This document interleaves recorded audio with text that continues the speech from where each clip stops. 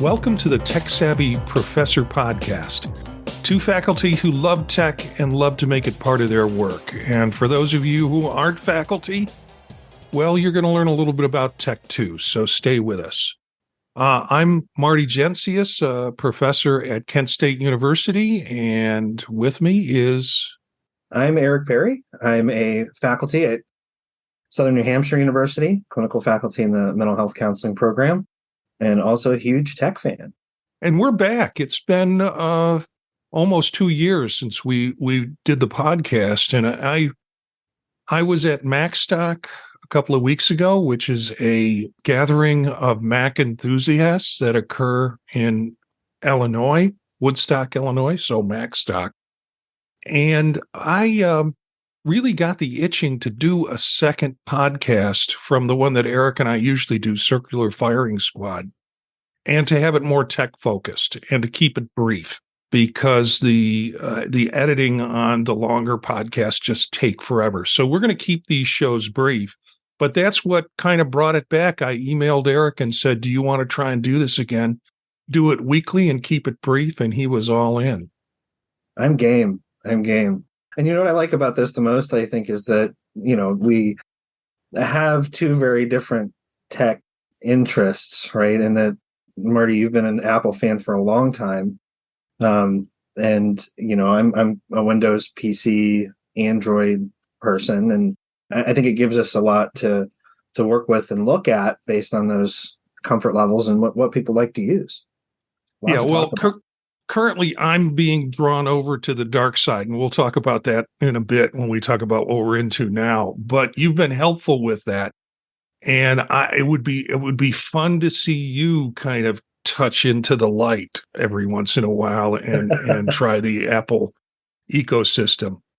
So what do we hope to do when we're back with this podcast is to keep it short, give you some tips, maybe give you some apps to look at. And if you have any questions, we've got a line set up for you to call in and leave a question, and we'll build that into the shows to come. But I'm thinking every week that we meet, we'll just talk about different technology that we're into in the moment, or applications or hardware that we're playing with. We're not going to do a deep dive into them today, and probably won't do a deep dive with each show, but enough to get you interested to maybe check them out.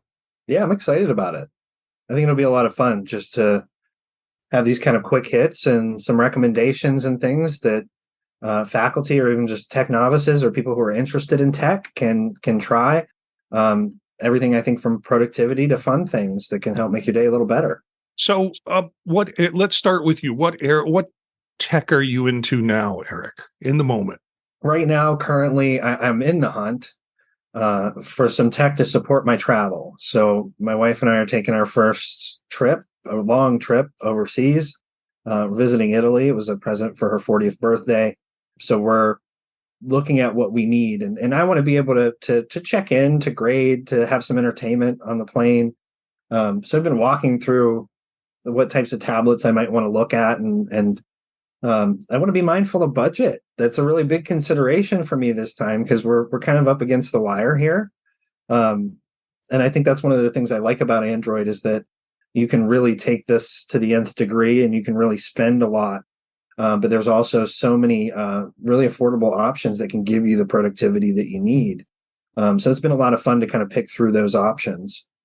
So you're not just thinking of the equipment I have to use to run whatever I'm doing, but are you thinking of adapters, power sources, things like that go into international travel? Yeah, so that's one of the things. We had a meeting with the travel guides, and they said, hey, one of the things you need to be aware of in Italy is that their current runs at 220 and not 120.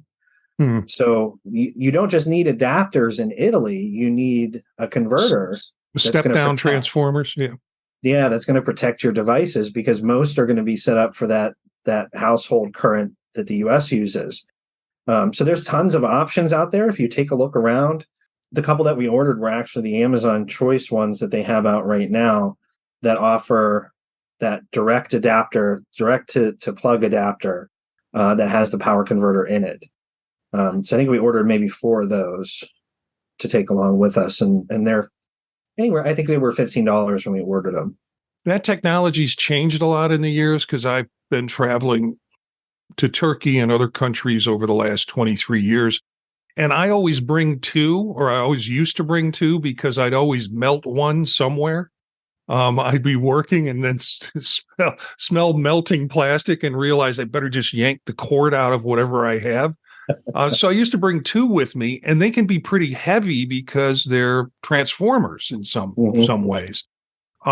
The what we're seeing now are the power blocks that you use for a lot of devices range 240 to 120. So the power blocks will do the step downs themselves. But it's always safe to have an intermediary when you're working on someone else's power grid. So yeah, I've always been fascinated with this. I have a few melted versions of them probably in my closet behind me. But you're also looking at the big tech. You're looking at trying to get a tablet. Do you have a tablet now, or? So I have a couple of older Galaxy tabs. I think an A4 and another one that I'm not even sure of the model of that one. It's probably from 5 or 6 years ago.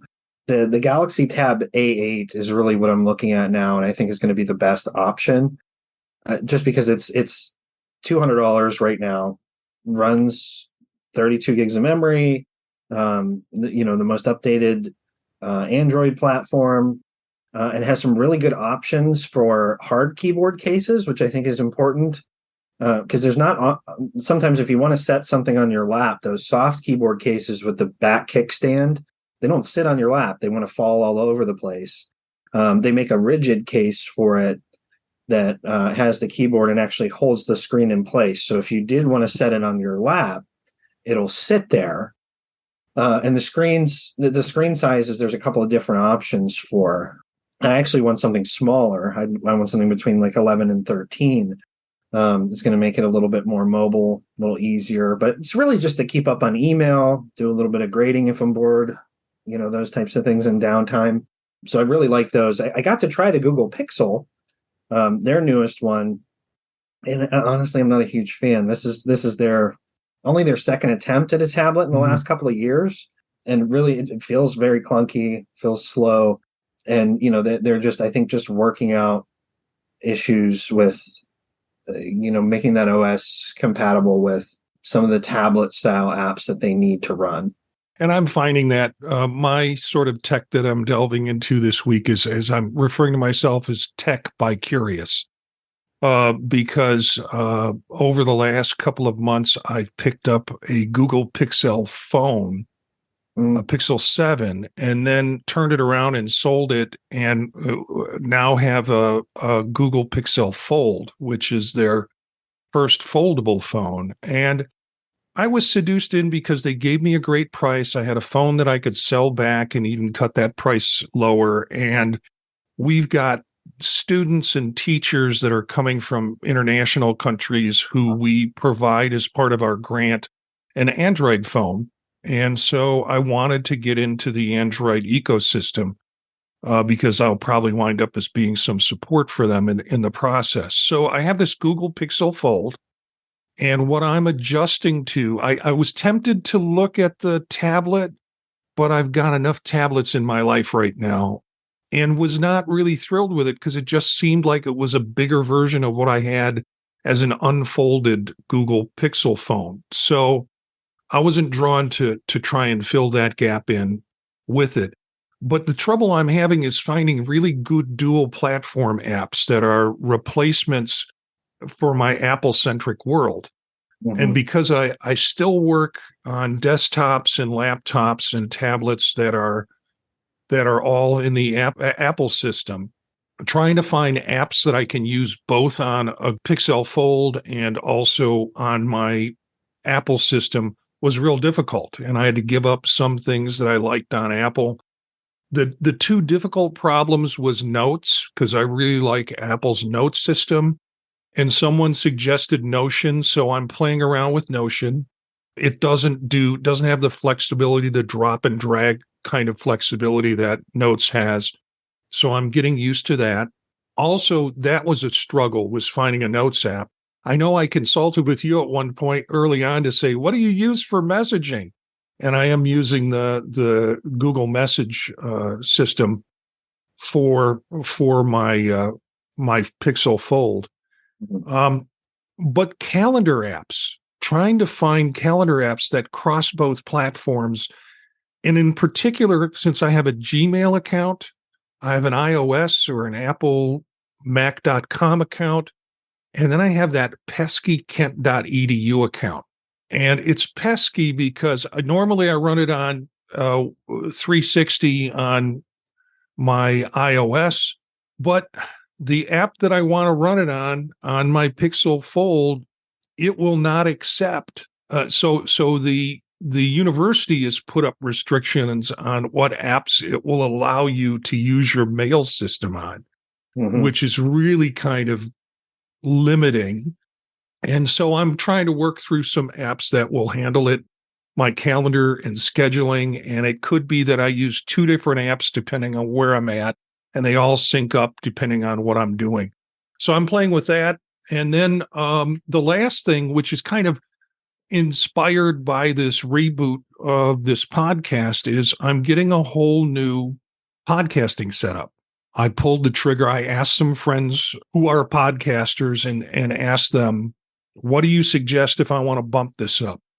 And so not in time for this episode, but in time for the next episode, I've got a new microphone coming, a Heil ER40, which is a top range podcast microphone that folks use.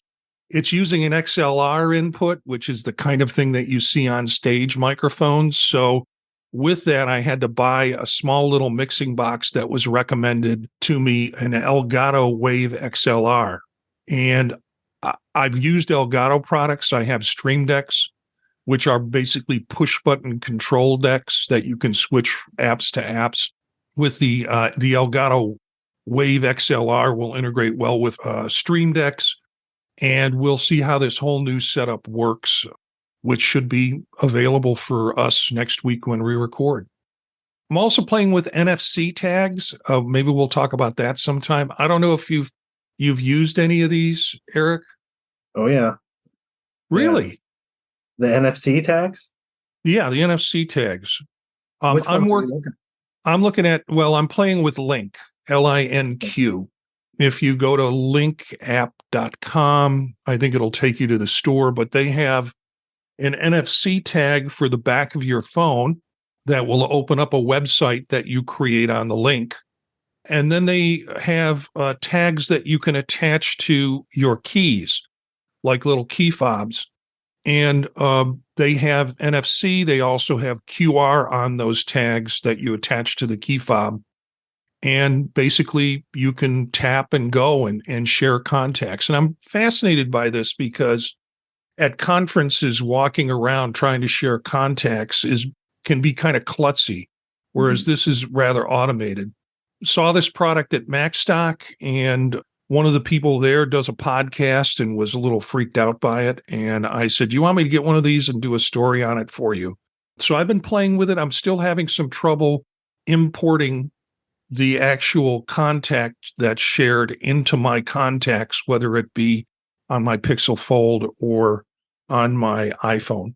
So I'm playing around with those as a way to share contact information when I'm at conferences or when I'm doing presentations and things like that. So yeah, I actually ran into links tags from a marketing staff member where at my institution, it was talking about having them on hand for different events and things like that. And I actually thought in the beginning he was talking about like an AirTag or, something like that. But then he actually had one on him and shared his contact information with me there, and kind of tested it out. It was pretty neat. And I think it's something he's trying to plug as something the university might use in the future. Some of the staff who might have some of those, and more of a sales capacity than a connective one, right? Right. Yeah. And there's all sorts of cool things that you can do them if you want to customize them. They also have like credit card sized things that you can pull out and just tap on people's phones and it shares the contact. And then there's ones that are armbands if you want to walk, like we need another thing on our wrist at this time. Right. They have those kinds of things, and you can buy them for your whole sales team. And it really does have a marketing sense to it. But for me, it seems like it could be a very cool way to share contact information. So I have a page that sort of has my background and all my contact information on it. And then I have another page that I've created just for the podcast that we're doing.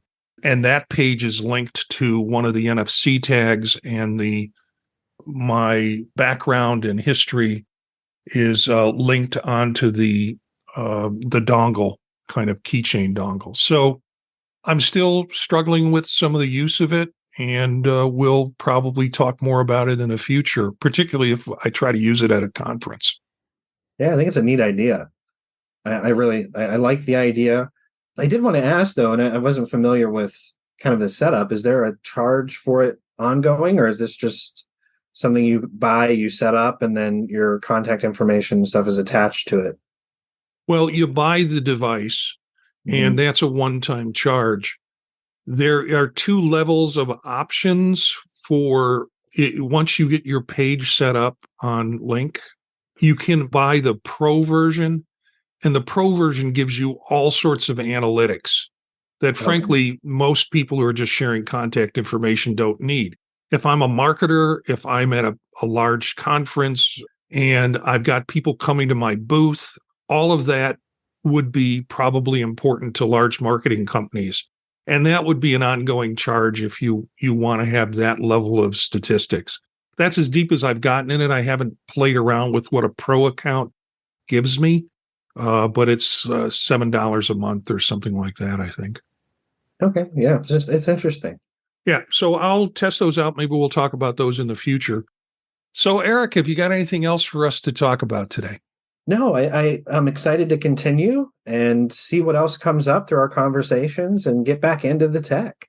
Well, for listeners, if you'd like to get involved, maybe you got a tech question, or you're trying to figure out something with technology, or you have an idea that you'd like to share with us, email us at thepodtalknetwork@gmail.com, or call and leave a message at 330-333-1240.